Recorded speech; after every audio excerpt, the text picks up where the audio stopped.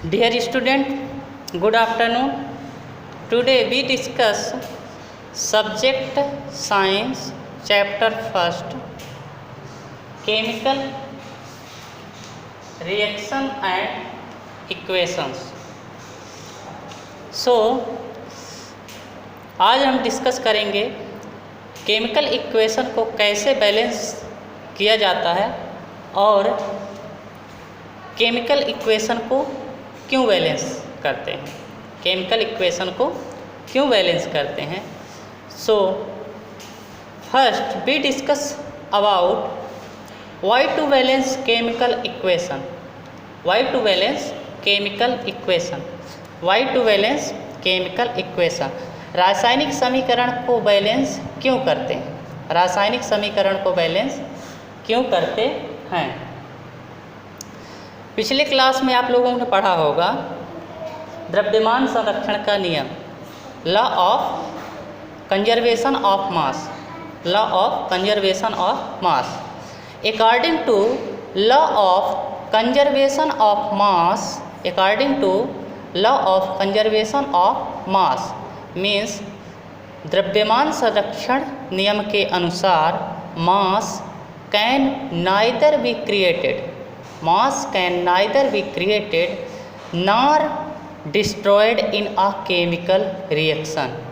means द्रव्यमान संरक्षण नियम के अनुसार मास मीन्स द्रव्यमान को न तो उत्पन्न किया जाता है और न ही डिस्ट्रॉय किया जाता है, नष्ट किया जाता है. Okay, that is the total mass of an element present in the product of a chemical reaction has to be equal to the total mass of the elements present in the reactants. means किसी भी रासायनिक अभिक्रिया के उत्पाद तत्वों का कुल द्रव्यमान, किसी भी रासायनिक अभिक्रिया के उत्पाद तत्वों का कुल द्रव्यमान अभिकारक तत्वों के कुल द्रव्यमान के बराबर होता है. यहाँ दो पॉइंट आया है. उत्पाद मीन्स प्रोडक्ट एंड अभिकारक मीन्स रिएक्टेंट, उत्पाद और रिएक्टेंट. सो इन पॉइंट को आप लोग समझिए, अभिकारक किसे कहते हैं और उत्पाद किसे कहते हैं. फर्स्ट पढ़ेंगे रिएक्टेंट. रिएक्टेंट मीन्स अभिकारक. The substance which take part in chemical reaction are called reactant.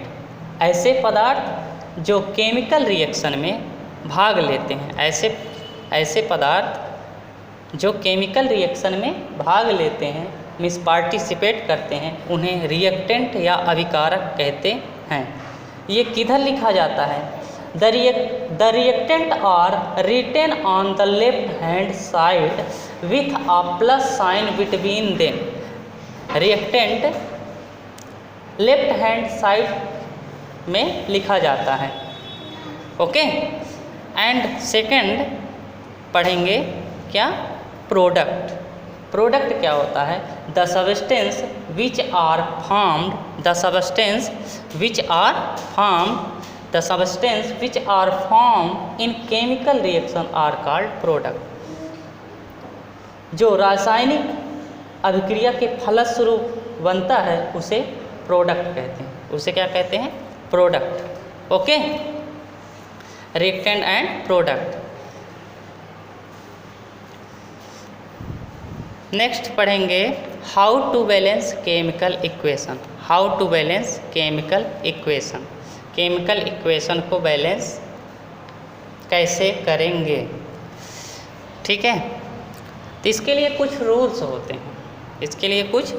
होते हैं. फर्स्ट रूल है to balance a chemical equation first draw boxes around each formula. To balance a chemical equation, first draw boxes around each formula. रासायनिक समीकरण को संतुलित करने के लिए प्रत्येक तत्व के परमाणु या सूत्र को बॉक्स के अंदर करें।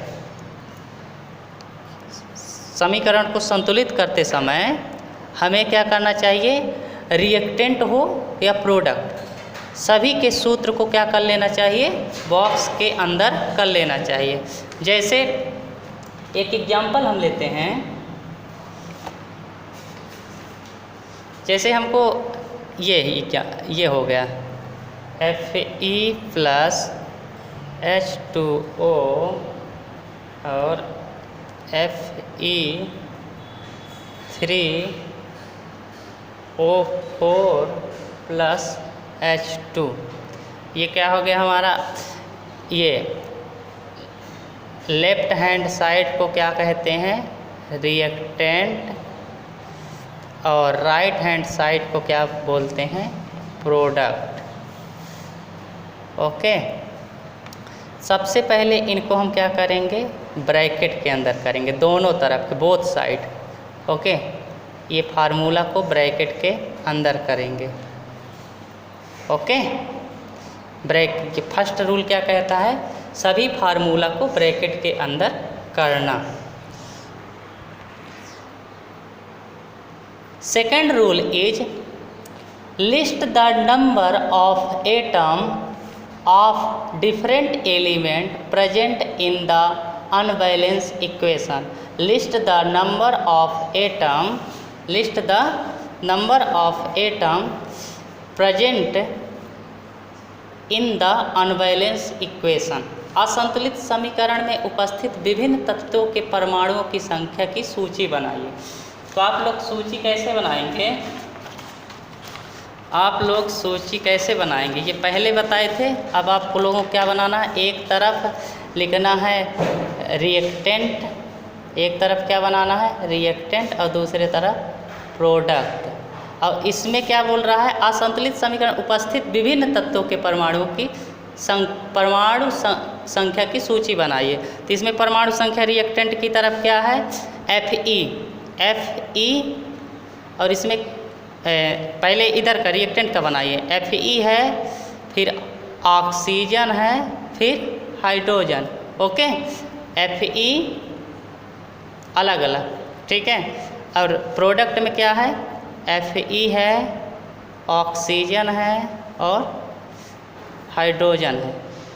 ओके, अब इनकी संख्याएं लिखिए। Fe कितनी है, 1 है, 1। हाइड्रोजन कितना है, इधर 1 है, और इधर ऑक्सीजन कितना है, 1, और हाइड्रोजन कितना है, 2। इधर कभी इसी तरह बना लीजिए। इसमें आयरन Fe कितना है, इधर 3 है, और ऑक्सीजन इधर कितना है, 4, और हाइड्रोजन कितना है, 2। ओके, देन थर्ड रूल क्या कहता है, firstly balance non metal elements. Firstly balance non metal element, then metal, then oxygen and then hydrogen. सबसे पहले हमको क्या करना है, अधातु तत्वों को बैलेंस करना है। सबसे पहले किसको बैलेंस करेंगे, अधातु तत्व। अधातु तत्व कौन कौन होते हैं, zinc, copper, sodium, aluminium, manganese और आयरन। ओके, ये क्या है, अधातु। सबसे पहले हम किसको करेंगे बैलेंस, अधातु को, zinc, copper, sodium, aluminium, manganese, iron यदि उपस्थित रहेंगे। फिर मेटल को करेंगे। मेटल में क्या होते हैं, कार्बन, सल्फर, क्लोरीन, नाइट्रोजन। फिर ऑक्सीजन, इसके बाद किसको करेंगे, ऑक्सीजन को, और अंत में हाइड्रोजन को बैलेंस करेंगे। अंत में क्या करेंगे, हाइड्रोजन को बैलेंस करेंगे।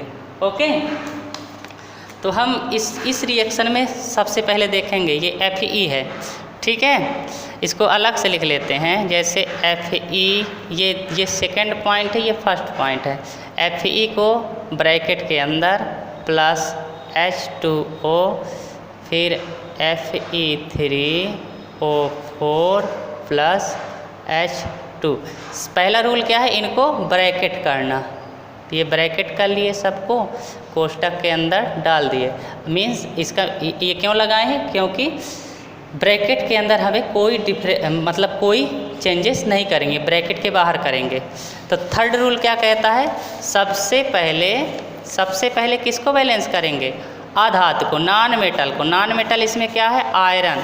तो आयरन यहाँ कितना है, यहाँ आयरन कितना है, ये रिएक्टेंट की तरफ कितनी आयरन है, रिएक्टेंट की तरफ आयरन 1 है और प्रोडक्ट की तरफ कितनी है, 3 है। प्रोडक्ट की तरफ 3 है, आयरन कितना है, Fe3 है। तो सबसे पहले Fe को बैलेंस करेंगे, तो यहाँ क्या लिख सकते हैं, 3। ठीक है, ये और ये बैलेंस हो गया। अब करेंगे, अब किसको करेंगे, ऑक्सीजन को।